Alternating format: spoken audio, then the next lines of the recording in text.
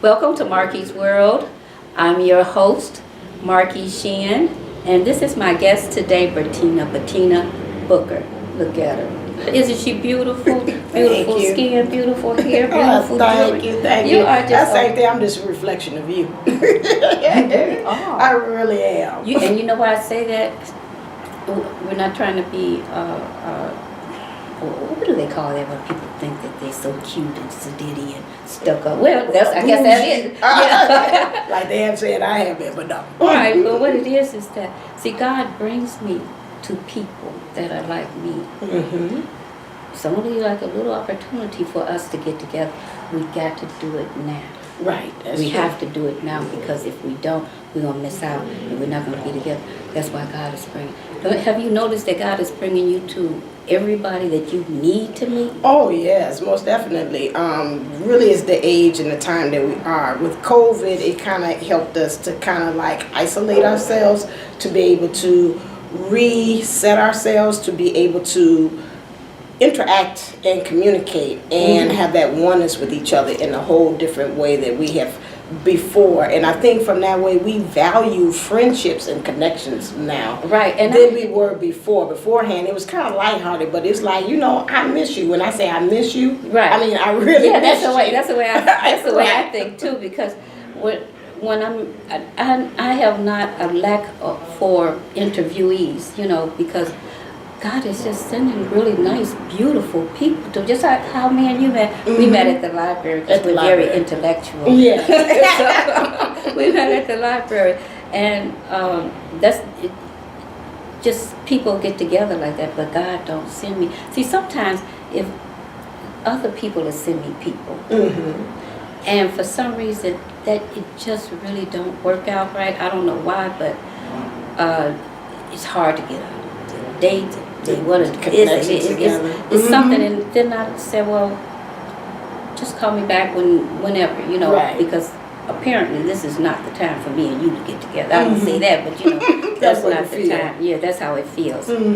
So, and that's divine intervention too. Yeah. Right, where God, again, what is not good for you or for your highest good, He'll find a way to kind of like block that without you even knowing. So sometimes you just don't have to worry about, if this going to happen or this bad thing. If you just set the intentions and go from there. See, that's the universe got you. That's my kind of talk. Got you back. Do you know anything? I'm a life coach. Do you know anything about the laws of the universe? Yes, because I was a Johnny Coleman baby. So I belonged over there 119th Street, Christ Universal Temple. So I very much know about the principles. Did she practice the laws of the universe? Oh, yes. The principles about how the law of attraction, how to manifestation, the keys, Emmett Fox, all those things. You just named the gamut. Napoleon Hill, all of those. But you know what? Right. All of that is actually very true, because if you don't pay much attention to it, you're going to get it in abundance. Right. But when you want it desperately, it's going to be like forever. Yeah, it turns the faucet off. You block it because of you just wanting it so badly. Right. And because of that energy, it kind of counteracts it, so it does not able to flow easily. So that's why you should just set the intentions. This is what I want. Like you, I need to get my name or things out there, and so then it will just send the people. Right. Well, so tell me, I know that you're into youth programs and educating. So tell me all about what you're doing. Okay, so I am an educator. I work for Chicago Public Schools. I've been working since 1995. Are you're still teaching? Still teaching. Oh, I do 7th and 8th grade social science here on the South Side for them. And it started with the first day. I always say I've been marching for education since, because I started when the Million Man March was. Oh, okay. So it's like, it's been really a phenomenal event that kicked off my journey into education and working with kids. So I worked on the west side. Oh, okay. And so from a south sider going to the west side, that was kind of a culture like, oh, okay. But we talked about being that kind of life. I had to learn how to acclimate myself into that as well. And so from that point on, I worked all different types of backgrounds, from the charter school to private school, and in What do each. you think about this charter school? Are they still flourishing? Because at one while they were just... You know, in my point of view, when you talk about charter school, is I don't see the difference between charter school and Chicago public It schools. was just some extra way to It's make just money. I want to say that. Let's say this: with all things, starts it's always with good intentions. Since Right. that's the word of the day. I call like Mr. Robinson's neighborhood. So intentions. However, you know, bureaucracy, politics, rules, regulations, kind of tainted their good intentions or their objective for why they created these charter schools. Because when charter schools was created in the beginning, it was supposed to be an alternative to kids going to public schools or a different way of teaching kids. Some kind of way, that kind of methodology is there, but some kind of way with the charter schools, they start kind of falling underneath the umbrella of CPS, and then that kind of murky the waters at the same time. So they couldn't really be themselves. Like, it's supposed to be really free flowing. You're getting the kids that the cream of the crops. Maybe I don't do so well in Chicago public schools. I want to go to charter school. So I wouldn't say it's about money, because some charter schools you don't have the funding. You have to go out and find right, and to add on to supplement that too as well. So it's not that you do. I thought get that was some just a of way it. that you could say that we're just a little bit better.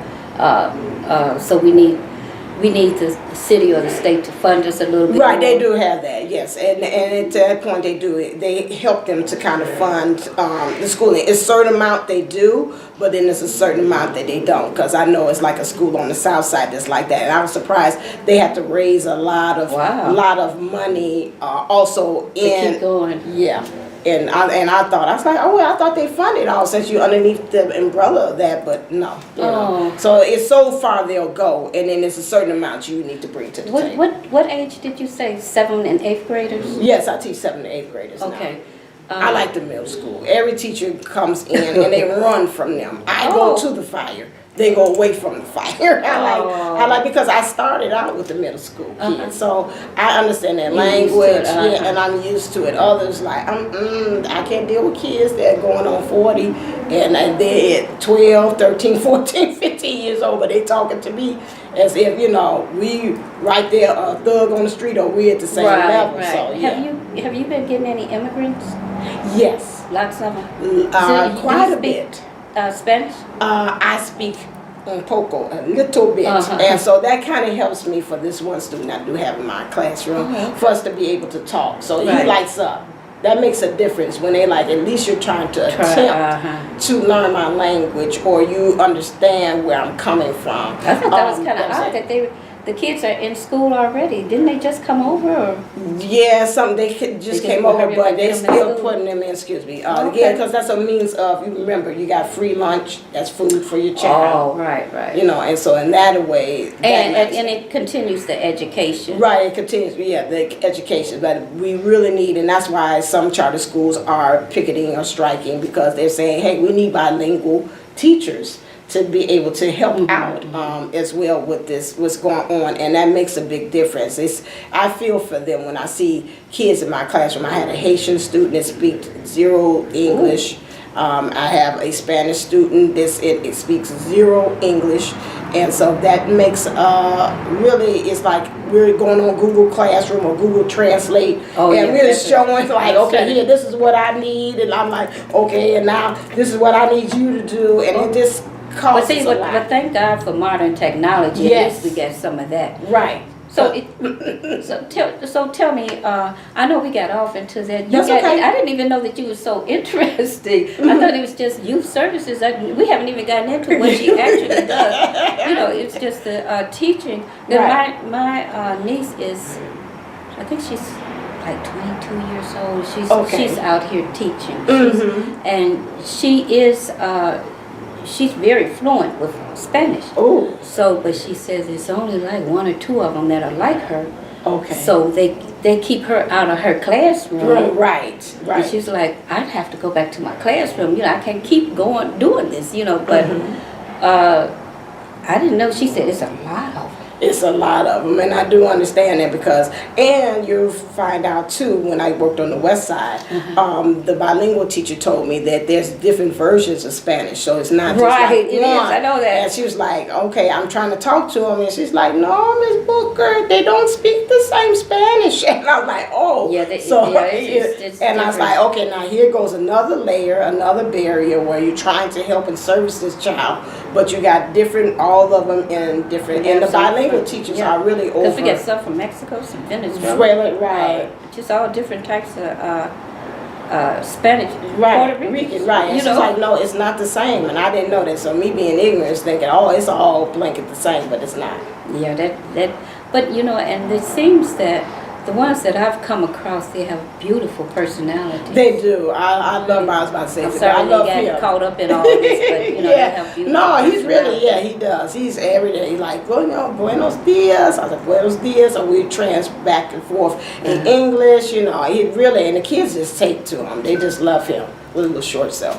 But they like him. He's got a personality, and that wins it over. He would be shy, kind of timid, then that'd be a whole different story. They might do, but they really take.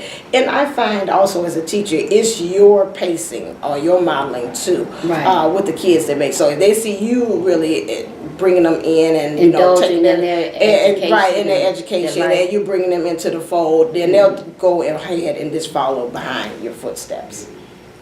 That's interesting, and that's really nice.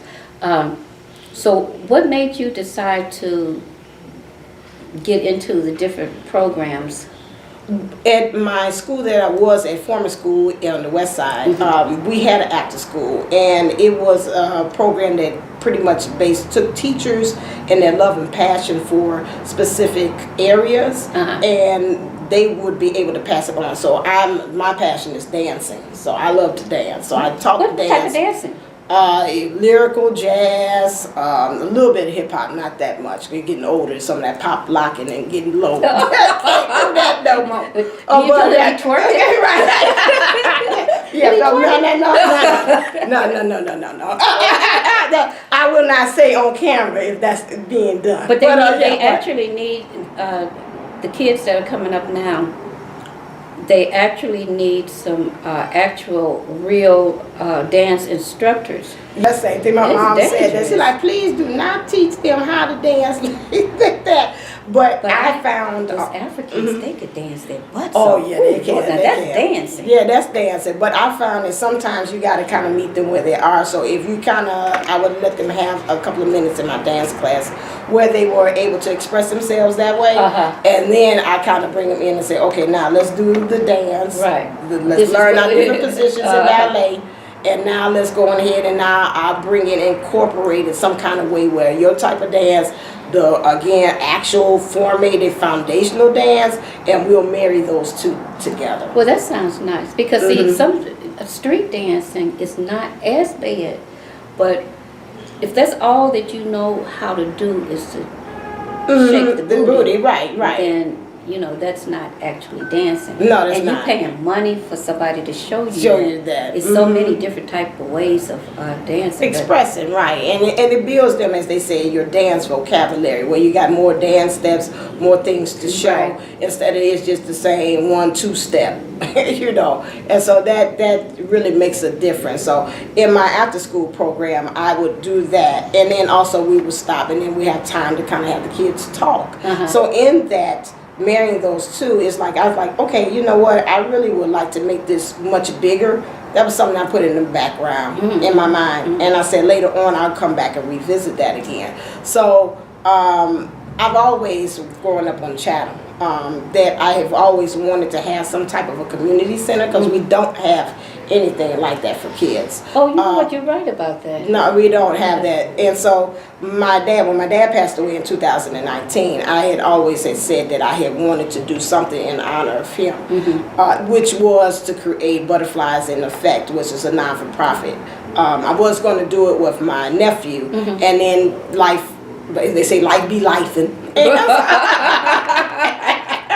And so I like, I'm tired because I could be a procrastinator by trade. Me too. And I'm like, okay, now we can't keep on pushing this on. We can't keep on pushing this Right. on. So I think that this is the year that I want to do it. So I did. I got my friends together. We created a board, and I was like, come on, help me, because I know each one of you all have this great skill set and everything that I need for you to have on this board.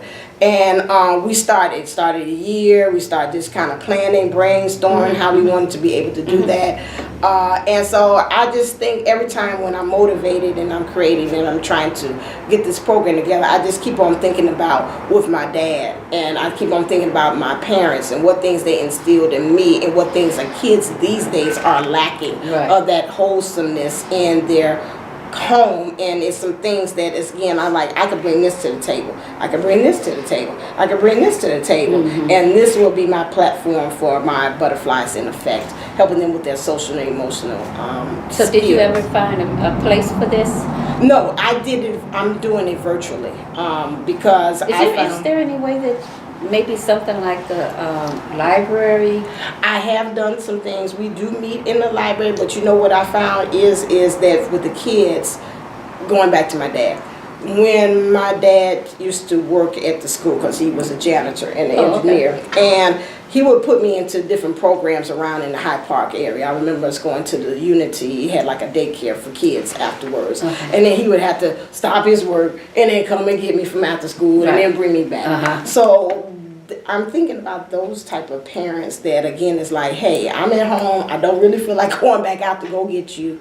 It's been interesting on the streets, I'll call it that way, instead of saying something else. And so I'd rather you learn in the comfort of your home. I give you a snack, you get in front of the video, and that's how it is. So I'm thinking about that, like parents like him that has to, again, on my mom, I can't get out there, I don't drive. Yeah, sometimes I'm on transportation. It's too hard for me to do that. So when you're in the house, you're in the house, that's it. I'm not going back out. And so that's why I created the program, because I think that they can be able to do it in the comfort of their home. The parents can go and fix dinner, and we're entertaining them from that hour from 5 to 6:30 where they're fixing dinner for them, or whatever they need to do. Well, it is finish up. So that's why I think we fit that kind of like niche there for them to be able to, in the comfort of their home, and also that we take up that time and entertainment and space for them, so the kids could say, I'm at home, I'm off to my own self, I'm doing this program while mom is and dad is doing whatever they're doing. Keep them busy.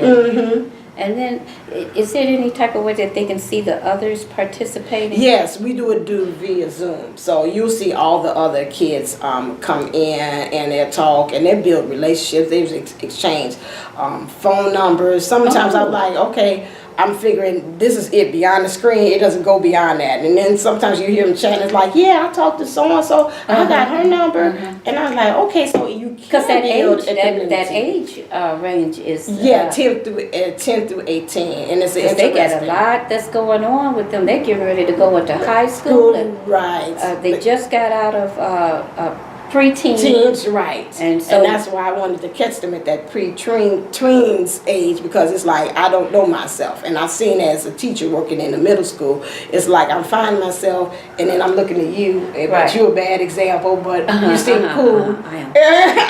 And so like, I'm going to get on to you, so I'm going to act like her. So no, that's not the right example. And the person that's really doing right, they don't we went out the other day and got drunk. Yeah, no, see. No, really. That's right, you're right. So that's the same thing even with the kids. I just met her. Right. They know I don't drink. So anybody's like, nah, that's not Bertina. So yes. I don't drink either. You're right. And so so on that end, but that's how they go from. Some people for some reason have to rely on other kids. The reason why I said that, I don't drink either, I never have. But the reason why I said that is because I noticed that some kids and adults, they can't rely on themselves for being a better person. They have to be able to get the opinions of somebody else, and then they have to be with other kids and other places, and constantly moving around here, there, all these different people and stuff. True. That's one of the things they should be able to get some confidence in themselves, and Right. they don't need other people. It's good to have a lot of friends. It's good. It is. I've always had a lot of friends, but I was also the type of person that I'm satisfied with myself, you know. Right. When I go home, I don't like people coming to my house. It's just home, you know. But some people got to have other people around, and those are the ones that really get into a lot of stuff, right? Yeah, you think about that, and running in packs. Right, that's true, and that's kind of semi how where I was at their age, and that's why I want to kind of like don't make the same mistakes I did, do something different through the program, because at that age I was like, okay, I'm looking at this person, I'm looking at this person. Although a lot of people said I was pretty much to myself, but I didn't think so. A lot of times I was looking to other people and making sure that it's using them as a metric or a measurement to say that, oh, I should be like this, or I should put lipstick on, and building up your right network, right? Things that you, it's developing who you are through other people. That's why they say searching for the right role models, right? Yeah. But you know, these kids now, like I told them in the program, they have it a little different than us in our name. I know different, but with you young, we just claim that, and so so different generations, you will see they come along there. That this one is a little bit more open to the uniqueness, like again, like with the pronouns, and you know who I identify as, or I'm affluent, and you know, no, don't call me that. You know, right now I don't feel like identifying with a gender. I'm just affluent. So there is in the world now where there's this exception of the rule is exceptionable or is acceptable now than it wasn't before. When you used to be unique, like back there in high school, we had the goth dressers, the ones with the dark hair and all that stuff, and they were like a group by themselves now, and they were isolated. These days you maybe see a golf in between the kids talking. It's like they're intermingling and going from community to group, and they're being apart. So it's a little totally different, but it's still an underlying there that you still got to come in there with the reserve of this is who I am, take me as I am, I apologize, no apologies taken, because this is who I'm coming as a representative of. And these kids have to be able to kind of stand in that knowingness, and I think this is the generation or the time, let's put it that way, for them to be able to kind of make that declaration and it be accepted. Where in our times, as young as we were, someone's like, "Nah, you sure you want to be that different? Don't you want to be such and such? Don't you want to be like such and such?" You know, these days when the kids tell them no, then they're like, "Okay, all right, you don't want to be that, that's fine. I still like you." Yeah. I think you should just be just kind of traditional and let kids be who they are, and then when they're 18 years old, they can decide what they want to do, how they want to do it, whether it's out of what other people think or, you know. But I'm going to ask you this question, and I think I'm not saying that this is everybody, but just, you know, maybe some people, maybe some of the parents might be a little difficult, maybe some, you know, but how are the parents? How are the parents? That's why those kind of touchy. There go her look. It's kind of touchy, isn't it? Yes. When you talk about the parents these days, you know, it's a mix, but it's like I say, it only takes one bad apple to spoil or mess up the rest of them. Which is that for some of this, as many of these parents that really care and are really invested, there's so many of them that again that are so misguided, and that's kind of the reason why I had formed the after school program, because when I transferred from the west side over to the south side, I had one student in my class that created a kill list. And she put everybody, including myself and other students that were in the classroom, and stated that, you know, X, Y, and Z, and her, and as always, if this would get out to her, she's seen it. It's always different sides of the story. It's the two truths, and then is the truth. My side, her side, mine. So I'm gonna state my side of it. When I came into the school, I was pretty much coming in there with an open mindset, really wanting to help out with the kids. However, everything I said to this one student, she heard it totally different, you know. Your hair. Misunderstanding. Misunderstanding. And it's like, okay, you know, well, the kids want to help you do your hair, you know, go to the restroom, you know, and let them go in and fix it. She heard me saying, oh, it's something wrong with your hair. Miss Booker says that, you know, I don't know why you come in like this, whatever. So then you try to kind of correct that, and then you come home and you got a parent that's backing that up to the point that they like, I'm gonna call the police. Oh Lord. Because of X, Y, and Z. So you have, that might be an extreme, but my point is that if this child knew some kind of way in her mind that's saying, something I'm doing is wrong, but then I look at my mom and my mom is backing me up with this and saying, yeah, I'm gonna call the police. Right. Yeah. Where does this child have another avenue of finding another one when my mom speaks the same language as I do? Right. And so that's why that's a big problem. That is why I came up with the program, because we're another voice, you know, because mom knows so much from her experiences, what her mom told her. Some stuff, this is generation, that's what we do. You know, some of them come from that Medea background. You get guys, I will get you guy before you get me. You know, and it's like, and I keep, it's a perpetual. Yeah, I keep cycle. saying that we're about 3 or 4 generations lost off, because the parents that they have, you know, you either exceptional or it's none. None, right. You know, it's just none at all. And then if the parents are acting like they're kids and thugs and, right, you know. Or we best friends. Right, so how are you going to be able to teach these people, these kids, the right thing, and they think that it's the right thing. They think it's the right thing, and they think that it's okay, and that's why I said they have no other outlet to see anything other, maybe on the TV. Okay, well, like you said about twerking and shaking. Yeah, well, okay, see, that's why that's not another role model. But that's another example, because the parents are literally paying this company to teach them how to twerk. Right, yeah, right. So in some instances, yeah. So it's trying to find another avenue for the kids in a more positive light to be able. And so that was like when you talk about back to the parents. Some of them, again, and they'll come tell you even at report card pickups, like, you know, I don't know what to do. I'm at wit's end. I don't have patience for this. I'm sorry. Right. I'm just not patient. But you know, I would rather hear that. I do too. Than to hear like, if you don't like that, I'll bust you in your face.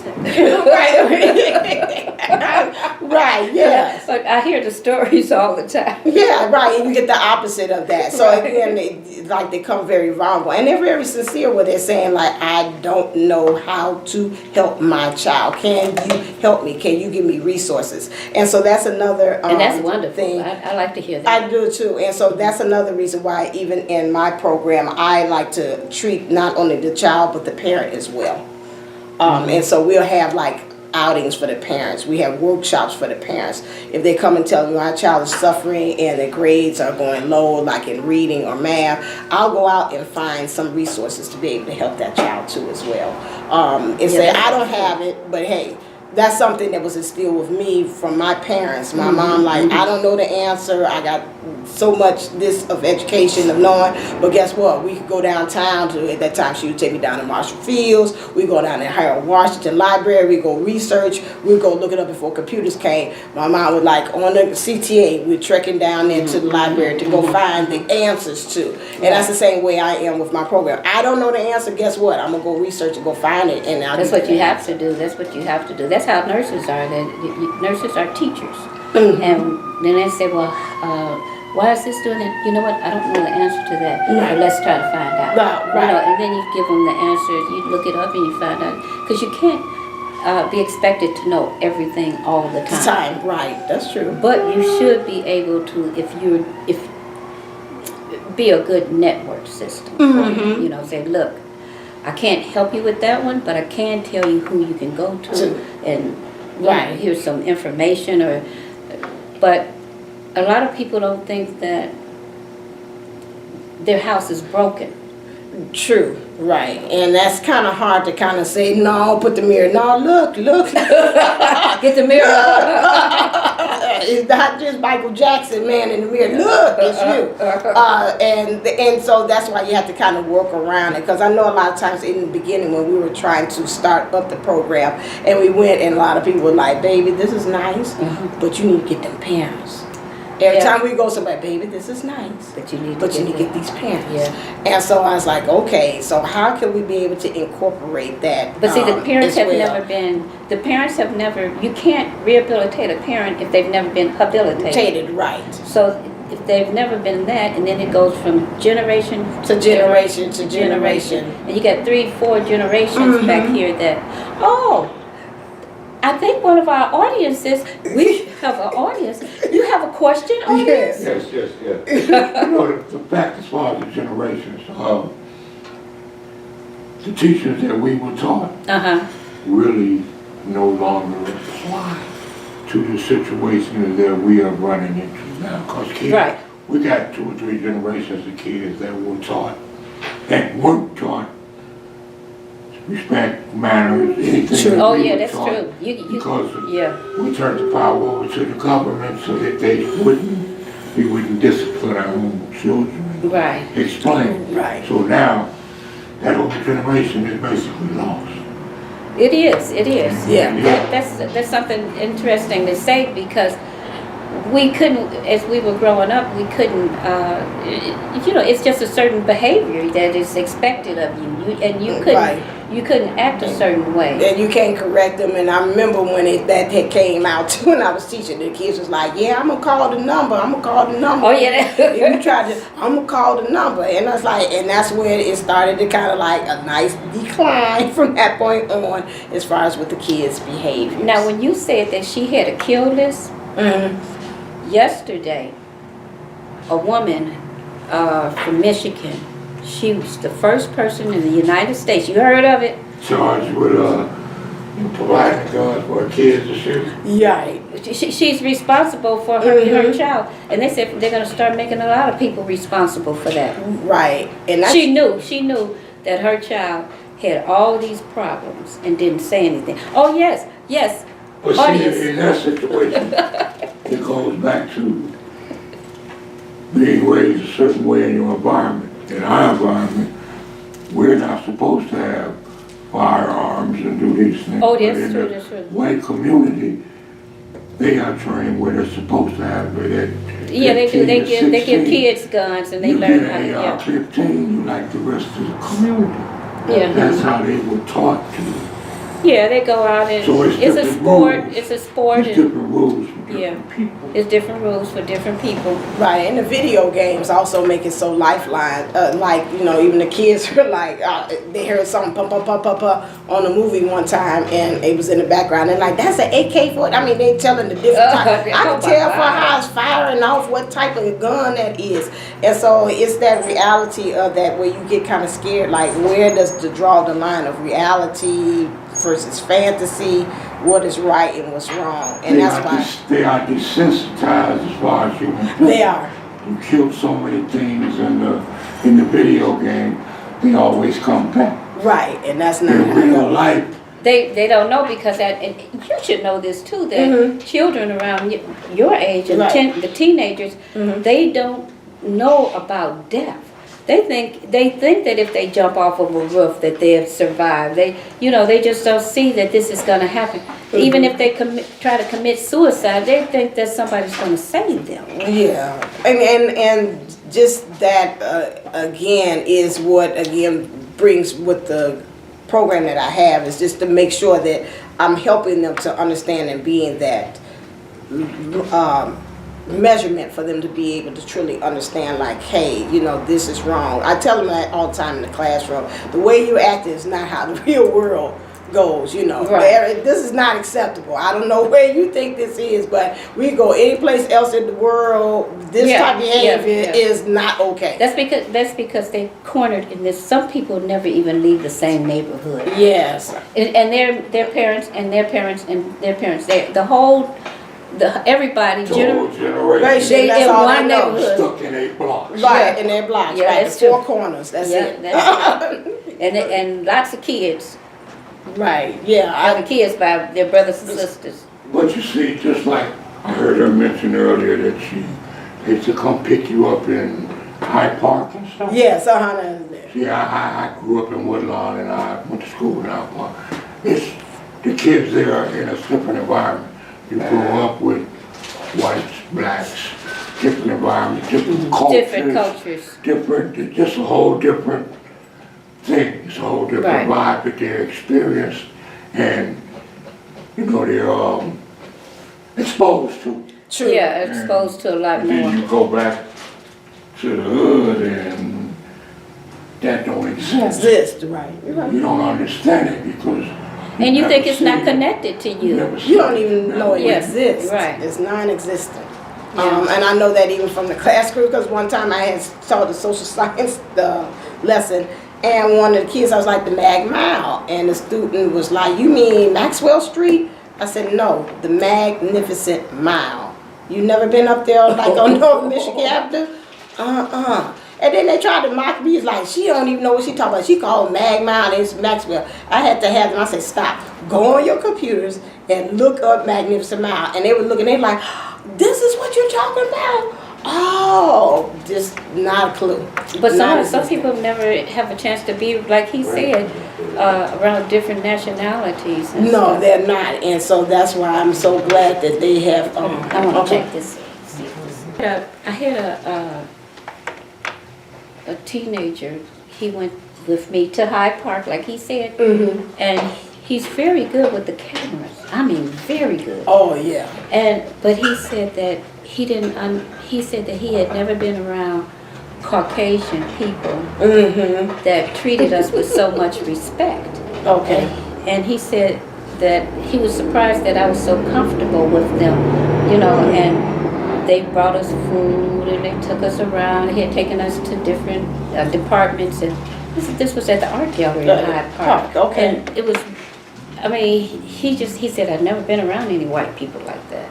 And so it shows that, you know, they just don't have that exposure. I was surprised when he said that. Yes, I remember that. I thought we kind of gotten out of that, but I see with each generation, I can see it like cycling back again to that again, where it was when I was on the west side, and a lot of them were saying, you know, like the Caucasians was the enemy.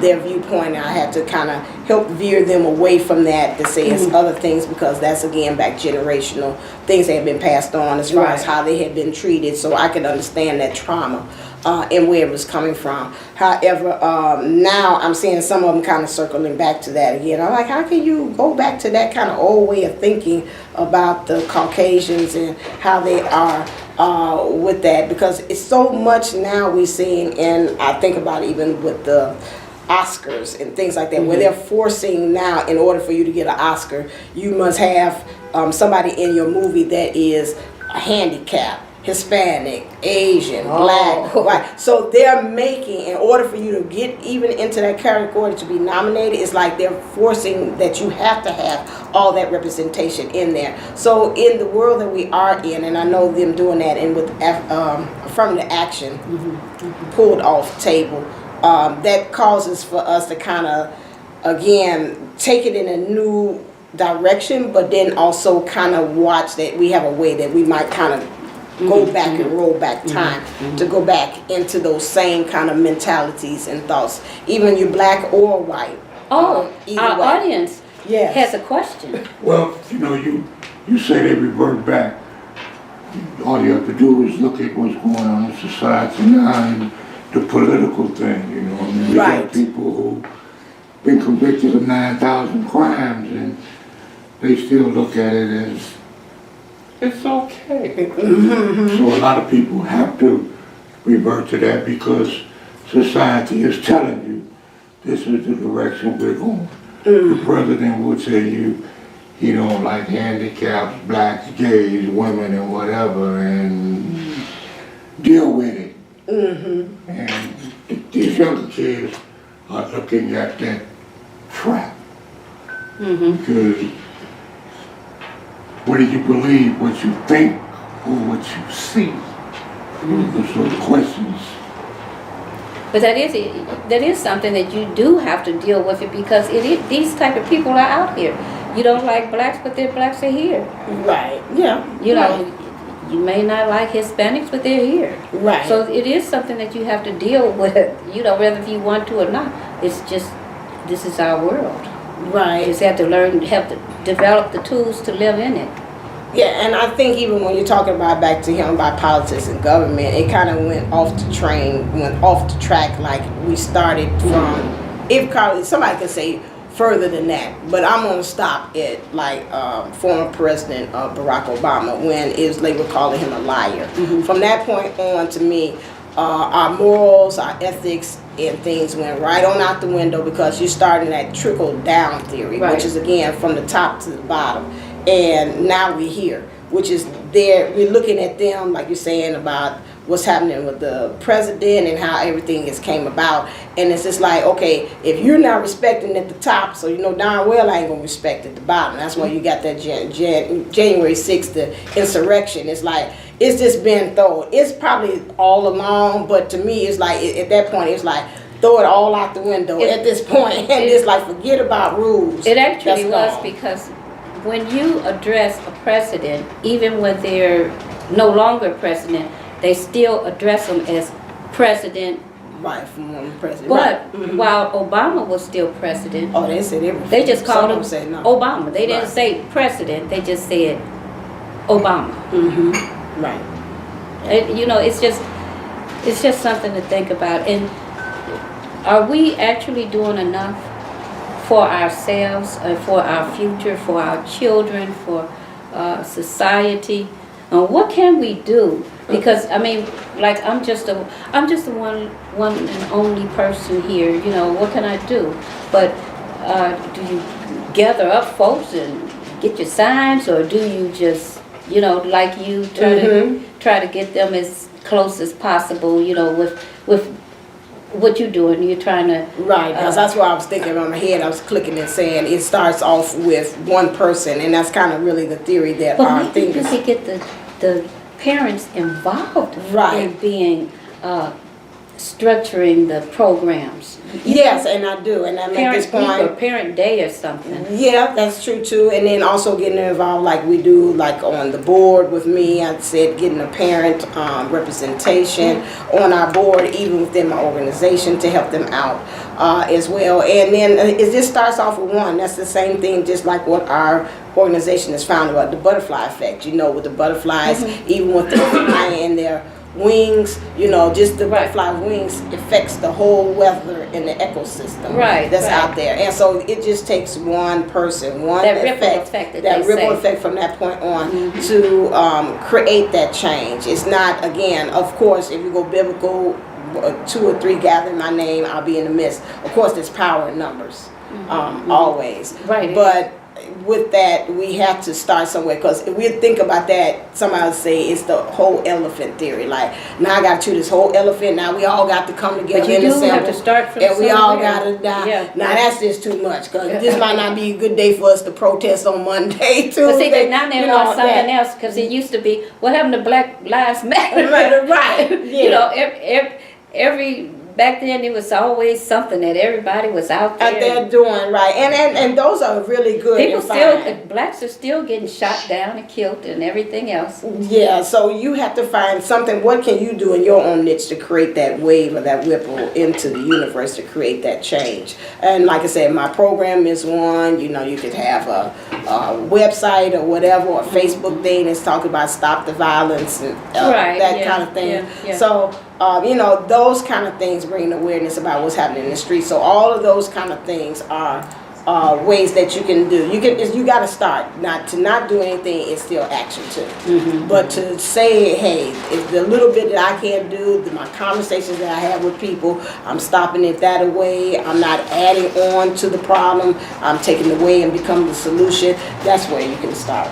Yeah, you can, and it may seem like it's a long road, but it's best to just go ahead and start on that long road because it gets shorter and shorter and shorter. It does. Before you know it, that's like with the program. You take one step, like, okay, and then like you say, back to the beginning, like you said, you bring other people who come in. You know what? I got that same cause too. Maybe we should come together on that. And then before you know it, there you go. You got powers, and then somebody else say, I seen you all doing that. Y'all need space to kind of do your posters. Yeah. come over here to the Beverly Arts Center. You all can do your posters here. Then you all can march down 95th Street. Okay, and then, you know, from that point on, the police in the area say, hey, what you all doing? We marching. Okay, you need some protection as y'all walk in? Yeah, okay.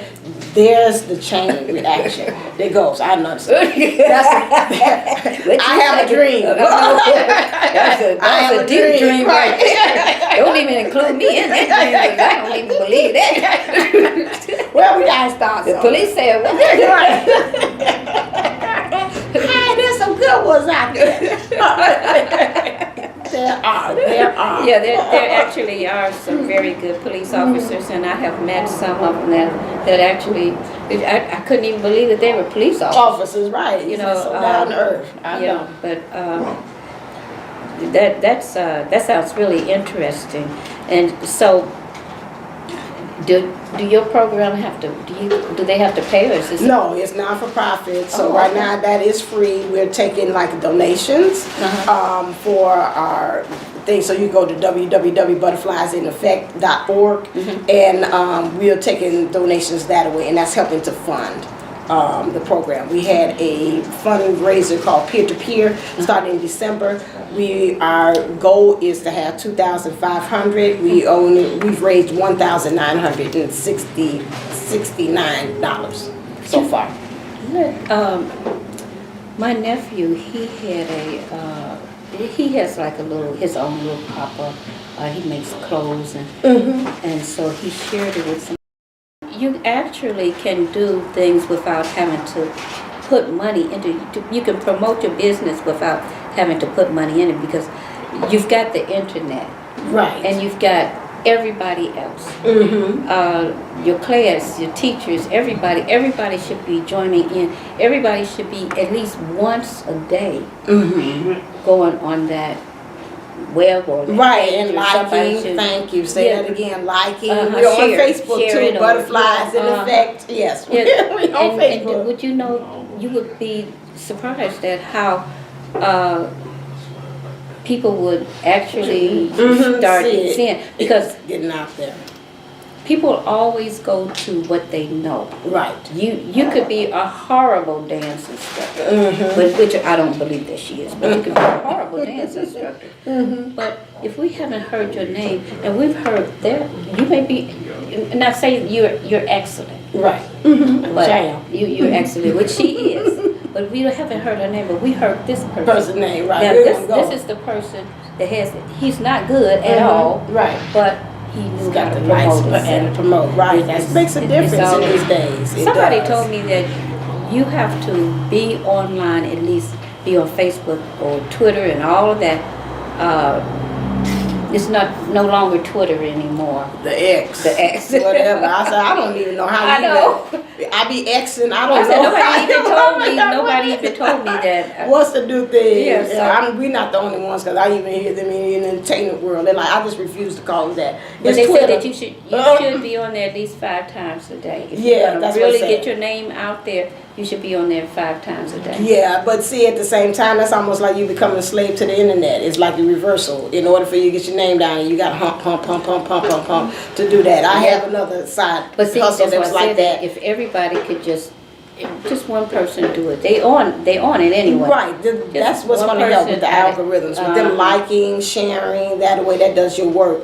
Yeah, you do have to be on it all the time, because I had like another business that was like that, and that wore me out because I was trying to get content out there every day, and I was like, okay, today I'm doing it, then I was like, okay, now I'll scale it back. Every 3 days I'm on YouTube, and so that caused a lot of stuff, and I was like, okay, that doesn't really help. Like, if it's really good in quality, if I keep on at this, it won't be good and it won't be quality that I'm sending out there.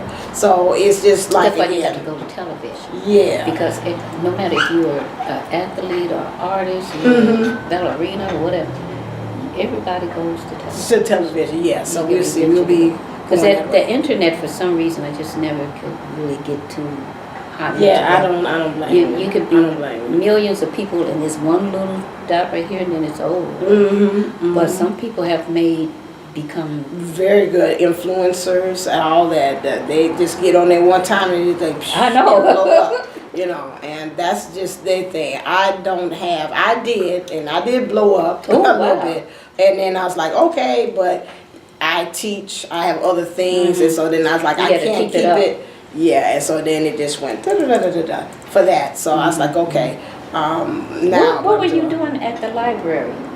Giving out flyers for my after school, okay. at that time, so they could know about we were out there about my program. So that's what I was doing. I went there. This is an after school program? This is after school. This is virtual.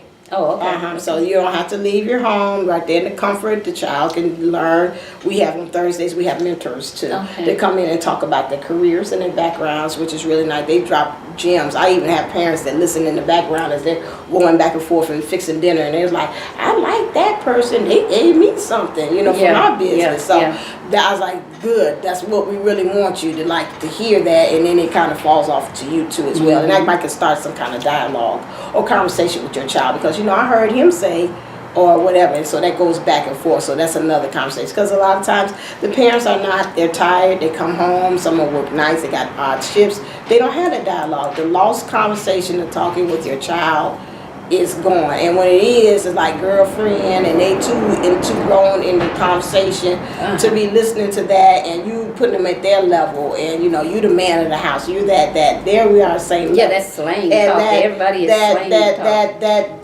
puts them in the hole. They're not ready for that role. They're not ready for that position. And so it's, again, let's have a nice healthy conversation that you can learn from me as an adult and my experience, and then I can listen to you and hear from a child's point of view, the world of how you see it, and then we come and bring those two things together. Not the opposite. I'll bring you up here with me as an adult. I hear that too many times. I'm like, and you can't. What a girlfriend? That's your girlfriend? Okay, you know. And they're 9 years old, but that's your, okay. You're treating them like that. So it's interesting, you know, because you can only have control over yourself. You can't have control over other people. True. So you got to be kind of find the kind of middle of the road for that one. But yeah, that's really the issue that I see. But yeah, we have it's after you school. just have to make sure that those other kids that you're trying to talk to are open. Right. Yeah. And so far we have been blessed. That again, I always say in my program, I pray when each time we have a session or something new, that God brings me the ones that we can be able to help. And so he brings me, and those so far the ones that we have, they're smart. They're really smart. They contribute. They talk.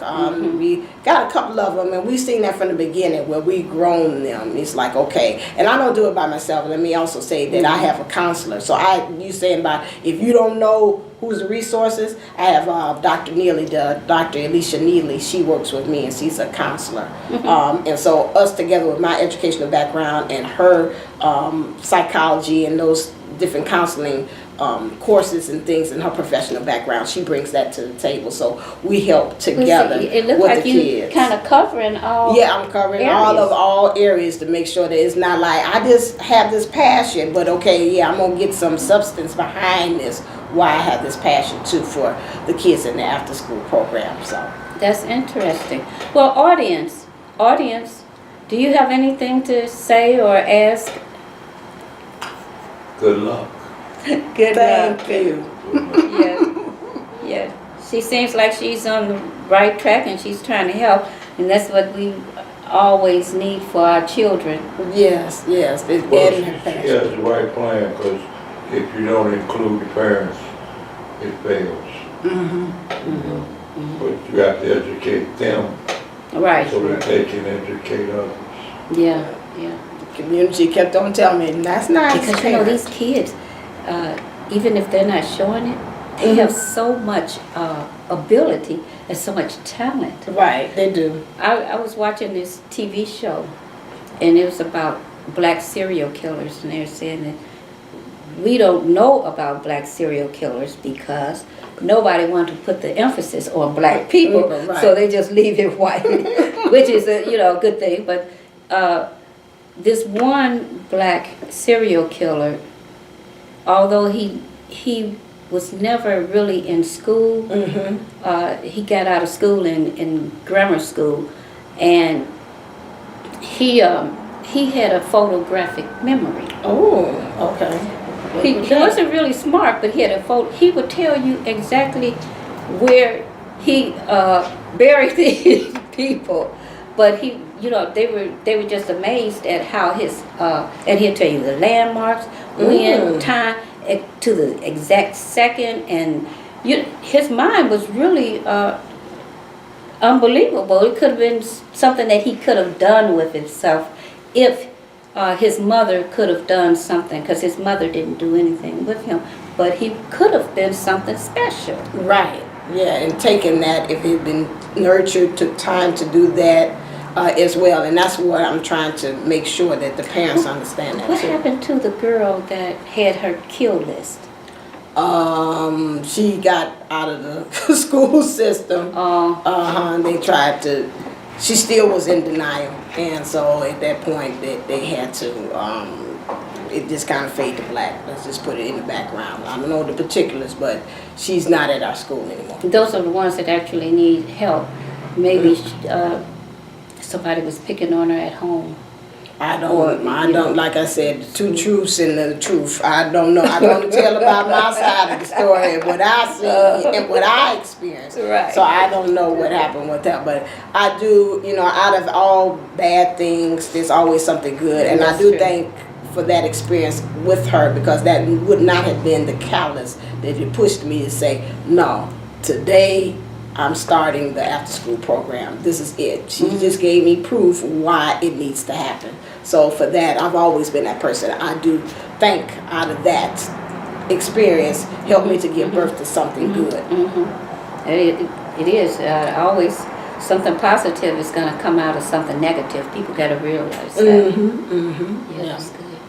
I'm so glad that I had a chance to meet you. Thank you. I knew there was something real special about you. Thank you. So yeah, I'm so glad to have the opportunity to even talk about my after school program and just life and like they say, life be lifing. Yeah, we had a nice conversation. So, is there anything else that you want to say? No, just we have, because you are CAN-TV doesn't promote people. Okay. But they do if they're nonprofit. Oh, okay. Well, we are nonprofit. We are 501c. Right. If that's so, Butterfly Effect. That is the program's name. Yes, that's the program's name. Who came up with that? You? I did. When my dad passed that day, I don't know. Yeah, I'm spiritual. People that watch, they will know that too. And so on the day that my dad was getting ready to transition, I went out into the garage and I seen the most beautifulest butterfly. It was blue and it was huge. I took the picture of it and sent it to my bestie. And I was like, oh, look, I got a picture of this butterfly. I went back years later, it was no butterfly on that sidewalk. My bestie was like, oh, it's so beautiful. She just like, because she knew I was in grief. Oh. And so when I looked on there, I said, and so from that point on, that's a signal between my dad and I. So that's my my love to my dad. Oh, that's a beautiful story. Yeah. I like that. So that's why he's got butterflies. And in fact, now I've always loved butterflies. Okay, so I hope that you come back when you get all of this stuff straightened out and more together. Yes. Because you seem more together, so I'm just saying when you get a little bit further down the road, if you'd like to, you could come back and bring me up to date on what's going on. Yes, about what's happened. Yeah, it's changed. Yes. Yes, just keep in touch with me. Will do. So let's say goodbye to everybody. Goodbye. And thank you, audience, for participating. Yes. And thank you to the Beverly Hills Art Gallery. It's Beautiful. a beautiful place It is here. beautiful. It is beautiful. Thank you. Thank you. Bye.